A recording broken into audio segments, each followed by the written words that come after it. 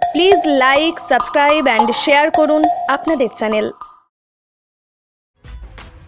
পূর্ব বর্ধমানের ভাতার গ্রাম পঞ্চায়েতের ৯তম দুয়ারে সরকার পরিদর্শন করলেন ভাতার ব্লক তৃণমূল কংগ্রেসের সহসভাপতি তথা সমাজসেবী অশোক হাজরা।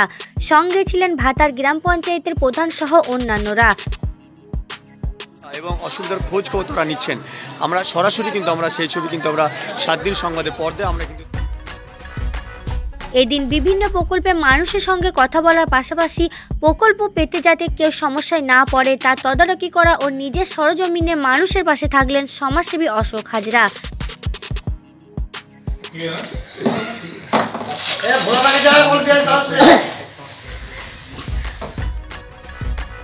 বাংলার মুখ্যমন্ত্রী মমতা বন্দ্যোপাধ্যায়ের স্বপ্নের কর্মসূচি দুয়ারে সরকার এবছরের ৯তম পর্যায়ে পদার্পণ করল। কন্যাশ্রী, স্বাস্থ্যসাথী, লক্ষ্মী ভাণ্ডার, খাদ্যসাথী, বিধবা ভাতা সহ বিভিন্ন প্রকল্পে জনসাধারণের ভিড় লক্ষণীয়। বিশেষভাবে লক্ষ্মী ভাণ্ডারের লাইন যথেষ্ট দেখা যায়।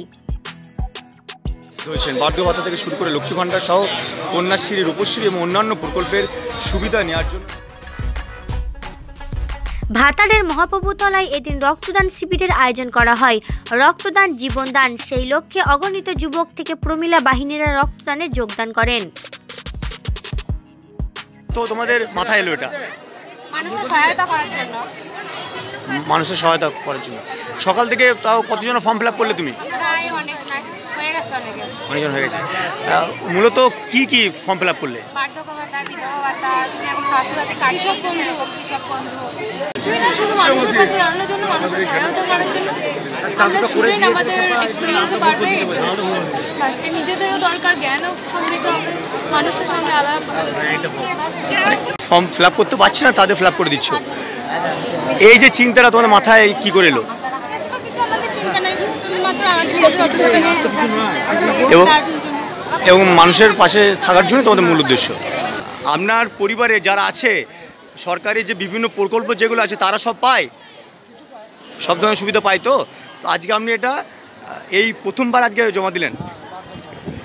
যারা জমা নিলেন তাদের ব্যবহার কেমন দেখলেন?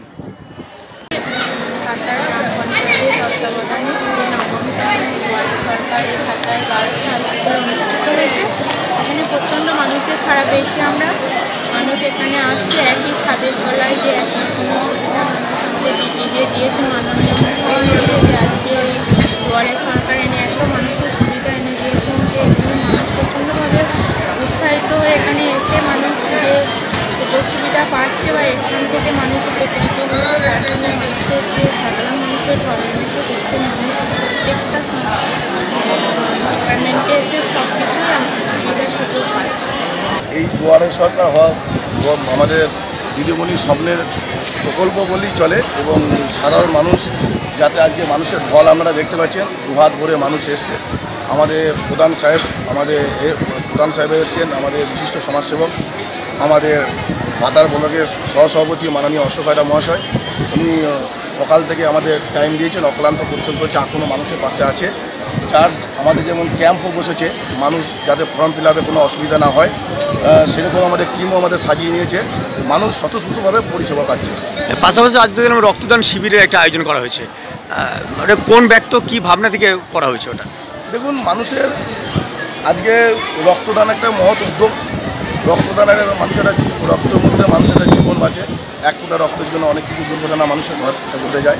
সেই পরিপ্রেক্ষিতে আমাদের প্রধান ম্যাডাম এবং আমাদের বিশিষ্ট আমাদের সমাজসেবক, আমাদের ভাতার ব্লকের সহসভাপতি তৃণমূল কংগ্রেসের মাননীয় অশোক হাজরা উদ্যোগে আজকে রক্তদান শিবিরও চলছে। এইদিকেও যেমন আমাদের দুয়ারে সরকার চলছে, এমনি আমাদের অপরদিকে এমনি আমাদের বেলাগ্রস্ত ক্যাম্প হচ্ছে।